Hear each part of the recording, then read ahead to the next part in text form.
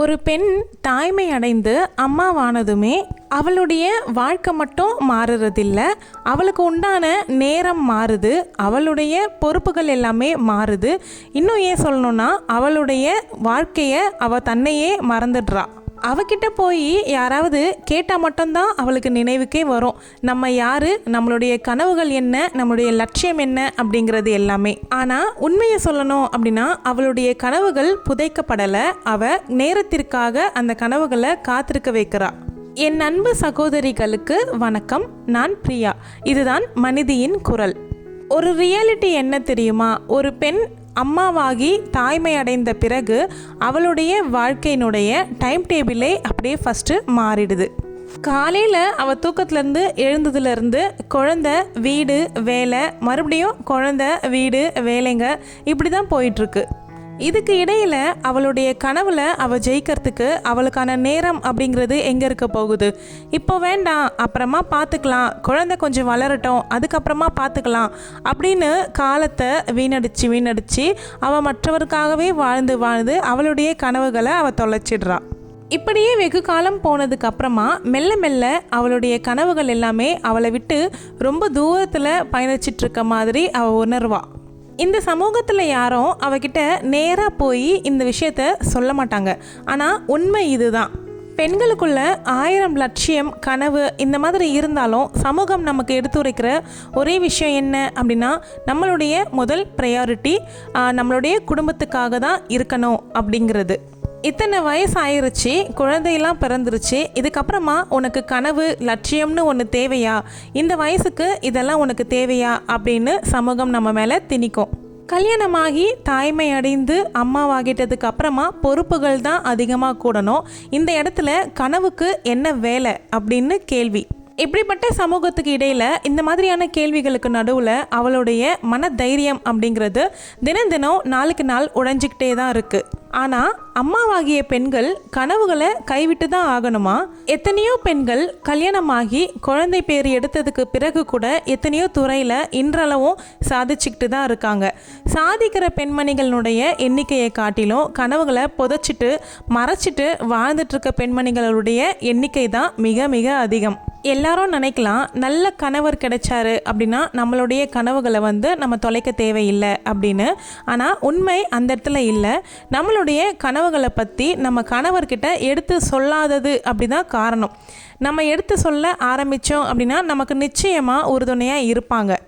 எதையுமே வெளிப்படையாக பேசாமல் குழந்தை தூங்குகிற நேரத்தில் தனக்கான நேரம் அப்படிங்கிறது ஒன்று கூட எடுத்துக்க முடியாமல் தனிமையில் வாடி அந்த நேரம் நம்ம மனசுக்குள்ளே நம்மளை பார்த்து ஒரு கேள்வி கேட்கும். நான் கூட ஏதோ ஒரு நேரம் படிக்கணும் அப்படின்னு நினச்சேன், ஆனால் இன்றைக்கி குடும்பத்தை பார்த்துக்கிட்டு முழு நேரமாக வீட்டு வேலையே பார்த்துக்கிட்டு இருக்கேன், நல்லா படித்து நல்ல வேலைக்கு போகணும் அப்படின்னு நினச்சேனே அப்படின்னு கேள்வி எல்லாமே உங்களை பார்த்து கேட்கும். உங்கள் பேர் தான் உங்கள் அடையாளமாக ஆகணும் அப்படின்னு நிறைய மனசுக்குள்ளே ஆசை இருக்கும். ஆனால் உண்மை என்ன ஆகும் தெரியுமா? தன்னையே குடும்பத்துக்காக அர்ப்பணிச்சுக்கிட்டு அவளுடைய பெயர் கூட அடுத்த வீட்டார்கள் கூட தெரிய போகிறது கிடையாது, தெரியவும் தெரியாது. ஏன்னா அவளுடைய பெயரை சொல்லி கூட அவளை அழைக்க மாட்டாங்க. இந்த பிள்ளையினுடைய அம்மா, அவனின் அம்மா, அவளின் அம்மா அப்படின்னு பிள்ளைகளுடைய பெயரை வைத்து தான் நம்மளை கூப்பிடுவாங்க. அதில் எதுவும் தவறு இல்லை. இருந்தாலும் நம்மளுடைய பெயர் சொல்லி நம்மளை கூப்பிடும்பொழுது நமக்கு ஒரு பெருமை, நம்ம இதை சாதிச்சிருக்கோம் அப்படின்ற ஒரு பெருமை இருக்கும். நம்ம பேருக்கு பின்னால் வரக்கூடிய இன்னார் அப்படிங்கிறது இவ இந்த படிப்பு படிச்சிருக்கா, அந்த சாதனை பண்ணியிருக்கா அப்படிங்கிறது நமக்கு ஒரு பெருமை தானே. பல பேர் சொல்லுவாங்க, நம்ம குடும்பத்தை தாண்டி உறவுகள் இவங்க எல்லாருமே நம்மளை சொல்லுவாங்க, திருமணம்னு ஒன்று ஆயிடுச்சு, குழந்தைன்னு ஒன்று பிறந்துருச்சு, இதுக்கு மேலே உனக்கு என்ன கனவு, சாதனை இதெல்லாம் தேவையா? வெளி உறவுகள் சொல்கிறத கூட ஒரு கட்டத்தில் நம்மளால் சகிச்சிக்க முடியும். ஆனால் நம்ம குடும்பத்தாரே நம்மளை மட்டம் தட்டி பேசும்பொழுது நம்மளால் அதை ஏற்றுக்கவே முடியாது. தனிமையில் தான் வருத்தப்படுவோம், எதிர்த்து கூட பேச மாட்டோம். குனிய கொட்டுவாங்க அப்படின்னு சொல்லுவாங்க பார்த்தீங்களா? அந்த மாதிரி வளரும் பிள்ளைகள் மத்தியில் குடும்பத்தார் சொல்கிறதுக்கு எல்லாத்துக்கும் நீங்கள் நோ சொல்கிறதுக்கு தயங்கி அமைதியாகவே இருந்தீங்க அப்படின்னா வளரக்கூடிய உங்கள் பிள்ளையும் உங்களை மட்டம் தட்ட தான் ஆரம்பிக்கும். அடுத்த வீடியோவில் பெண்களாகிய நம்ம எல்லாருமே அவங்கவுங்க குடும்பத்துலேயும் சரி உறவினக்காரங்கிட்டையும் சரி நம்ம நோ சொல்கிறதுக்கு எந்தெந்த விஷயத்துக்கெலாம் நோ சொல்லணும் அப்படிங்கிறத பற்றி ஒரு வீடியோவில் டீட்டெயிலாக பார்க்கலாம். பெண்களுக்காக உங்களுடைய மனசில் இருக்கக்கூடிய குரலாக தான் இந்த சேனலில் என்னுடைய குரல் வந்து ஒழிச்சிக்கிட்டு இருக்கு. ஸோ இந்த சேனலில் இருக்கக்கூடிய வீடியோஸ் எல்லாமே உங்களுக்கு பயனுள்ளதாக இருக்கும். பெண்களுக்கு மனதைரியத்தை ஊட்டும் விதமாக நிச்சயமாக அமைந்திருக்கும். நிச்சயமாக இதுக்கு முன்னாடி போட்ட வீடியோஸ் எல்லாமே தொடர்ந்து பாருங்கள். ஒரு சிலர் சொல்லுவாங்க, எனக்கு அப்படி எதுவும் கனவு சாதனை அப்படின்னு எதுவும் கிடையாது, எனக்கு அந்த மாதிரியான எண்ணங்கள் ஜெயிக்கணும் அப்படிங்கிறதெல்லாம் எதுவும் இல்லை, என்னுடைய குடும்பத்தை நான் நல்லபடியாக பார்த்துக்கிட்டா போதும் அப்படின்னு சொல்லுவாங்க. ஆனால் அவங்களுடைய ஆழ் மனசில் நிச்சயமாக ஏதாவது ஒரு கனவு சின்ன வயசில் ஏதாவது ஒன்று இதாகணும் அதாகணும் அப்படின்னு நினச்சிருப்பாங்க. அது அவங்களே கூட மறந்து போயிருக்கலாம். அதை நிச்சயமாக அவங்க யோசித்து பார்த்தாங்க அப்படின்னா ஞாபகத்துக்கு வரும். முடியாதது அப்படின்னு எதுவுமே இல்லை. பெண்களால் ஒரே நேரத்தில் 4-5 வேலைகளை கூட பார்க்க முடியுது. அப்படி இருக்கும் பொழுது எந்த கனவுகளையும் நம்ம தள்ளி போட வேண்டிய அவசியம் கிடையாது. நம்மளுடைய கனவுகளையும் லட்சியங்களையும் நம்மளால் தொடர முடியும். குடும்பத்தையும் பிள்ளைகளையும் பார்த்துக்கிட்டே கூட நம்மளுடைய தேவைகளை நம்ம பூர்த்தி பண்ணிக்க முடியும்.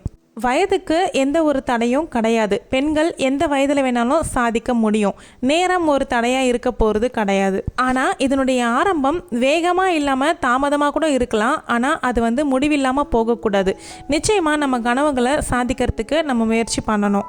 பிள்ளைகள் பிறந்த பிறகும் உங்களுடைய கனவுகளை நோக்கி நீங்கள் பயணிக்கும்பொழுது உங்கள் பிள்ளைக்கு வெளியிலேருந்து எந்த ஒரு மோட்டிவேஷனலும் நீங்கள் கொடுக்க தேவையில்லை. உங்கள் வாழ்க்கையவே நீங்கள் ஒரு மோட்டிவேஷன் ஸ்டோரியாக பசங்களுக்கு சொல்லி அவங்கள இன்னும் நீங்கள் தைரியமூட்டலாம்.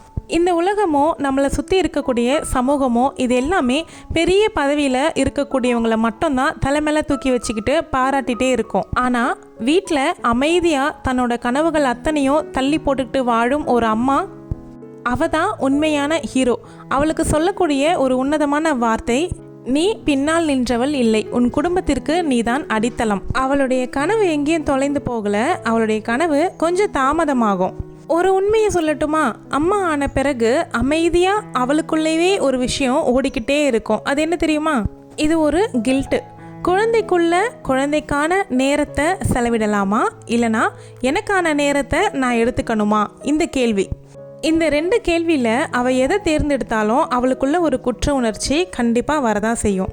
குழந்தையோட நேரம் செலவிட்டா அப்படின்னா இன்னொன்று தோணும் அவளுக்கு, நமக்கான நேரத்தை நம்ம விட்டுட்டோமோ, நம்மளை நம்ம கவனிக்கிறது இல்லையோ அப்படிங்கிற ஒரு கில்ட்டினஸ். சரி, ஓகே அப்படின்னு அவளுக்கான நேரத்தை அவள் எடுத்துக்கொள்ள ஆரம்பித்தா அப்படின்னா இன்னொரு கேள்வியும் வரும். நான் நல்ல அம்மாவா இல்லையோ அப்படிங்கிற கேள்வி அவளை ரொம்பவும் கடுமையாக பாதிக்கும். அவள் இப்படி ஒரு போராட்டத்துக்குள்ளே இருக்கிறத அவள் வீட்லேயும் குடும்பத்துலேயும் யாருமே கவனிக்க மாட்டாங்க, பார்க்க மாட்டாங்க. இது அவளை தினம் தினம் சோர்வடைய வைக்கும். ஒரு காலத்தில் கனவு, லட்சியம், வாழ்க்கையினுடைய குறிக்கோள் இது எல்லாமே மனசில் ஏற்படுத்தி வச்சுக்கிட்டு இருந்தவ தாயான பிறகு முதல்ல அவளுடைய பெயர் மாறிடுது. அவளுடைய அம்மா, அவனுடைய அம்மா, இவளுடைய அம்மா அப்படின்னு. உங்களுடைய அக்கம் பக்கத்தினர் உங்களுடைய பெயரை சொல்லி தான் அழைப்பாங்களா, இல்லை உங்களுடைய குழந்தையினுடைய பெயரை சொல்லி தான் உங்களை அழைப்பாங்களா அப்படிங்கிறத எனக்கு கமெண்ட்டில் சொல்லுங்கள். இல்லை நீங்கள் எந்த குழந்தையினுடைய தாய் அப்படிங்கிறதையும் கமெண்ட் பண்ணுங்கள். உங்களுடைய கனவுகளையும் லட்சியத்தையும் நீங்கள் அடையணும் அப்படின்னா உங்களுடைய குழந்தைய நீங்கள் சரியாக வளர்க்கலை அப்படிங்கிற அர்த்தம் கிடையாது. உங்களுடைய குழந்தைய நீங்கள் சரிவர வளர்த்துக்கிட்டே உங்களுடைய கனவுகளுக்கும் நீங்கள் ஓட ஆரம்பிக்கலாம். நீங்கள் என்னவா ஆகணும் அப்படின்னு நினைச்சிங்களோ அதான் ஆக முடியும். வயசு அப்படிங்கிறது ஒரு நம்பர் மட்டும்தான். அது ஒரு எந்த தடையும் கிடையாது. எனக்கு வயசாயிருச்சு, இதெல்லாம் என்னால் பண்ண முடியாது அப்படின்னு நினைக்காதீங்க. வீட்டில் இருந்துக்கிட்டு குடும்பத்தையும் பார்த்துக்கிட்டு வேலைகளையும் செஞ்சுக்கிட்டு என்னால் படிக்க முடியாது அப்படின்னு நீங்கள் நினைக்காதீங்க. உங்களால் எல்லாமே பண்ண முடியும், எல்லாமே சாதிக்க முடியும். அப்படி நான் தொடங்கினது தான் யூடியூப் சேனல். 13 வருஷமாக வேலை பார்த்துக்கிட்டு இருந்தேன். வேலைக்கு போய்கிட்டே என்னுடைய குடும்பத்தையும் நான் பராமரிச்சுக்கிட்டு தான் இருந்தேன். அதன் பிறகு இப்போ வேலைக்கு போக முடியலை அப்படின்னு ஆனதுக்கப்புறமா நான் முழு நேரமாக குடும்பத்தையே பார்த்துக்கிட்டு இருந்தேன் அப்படின்னா எனக்கு உண்டான ஒரு தன்னம்பிக்கையை நான் இழந்துருவேன். அதனால் எனக்கு தன்னம்பிக்கையாக இருக்கணும், எனக்கு ஏதாவது ஒரு வருமானம் வரணும் அப்படிங்கிற ஒரு காரணத்துக்காகத்தான் நான் வந்து யூடியூப் சேனல் அப்படிங்கிறது தொடங்கி ரன் பண்ணிக்கிட்டு இருக்கேன். இந்த சேனல் என்னுடைய 2வது சேனல். இதற்கு முன்னாடி பக்கத்து வீட்டு பொண்ணு பிரியா அப்படிங்கிறது என்னுடைய சேனல் தான். நீங்கள் யாரும் இன்னும் அந்த சேனல் பார்த்ததில்லை அப்படின்னா நீங்கள் போய் பாருங்கள். அது வேறு மாதிரியான ஜோனில் இருக்கும். இந்த சேனல் தொடங்கப்பட்ட காரணம் முழுக்க முழுக்க பெண்களை ஜெயிக்க வைக்கணும், உள்ளேயே முடங்கி இருக்கக்கூடிய பெண்களை வெளியில் கொண்டு வரணும் அப்படிங்கிற நோக்கத்தில் தான் நான் தொடங்கினேன். உங்கள் எல்லாருடைய மனசாட்சியில் ஒரு குரல் இருக்கும். அந்த குரலாக தான் இன்னைக்கு இந்த சேனலில் ஒலிக்கக்கூடிய இந்த மனிதியின் குரல். நான் சொன்ன விஷயங்கள் எல்லாம் உங்கள் வாழ்க்கையோட கனெக்ட் ஆகுது அப்படின்னா வீடியோவை லைக் பண்ணிவிட்டு சப்ஸ்கிரைப் பண்ணிக்கோங்க. தேங்க்யூ.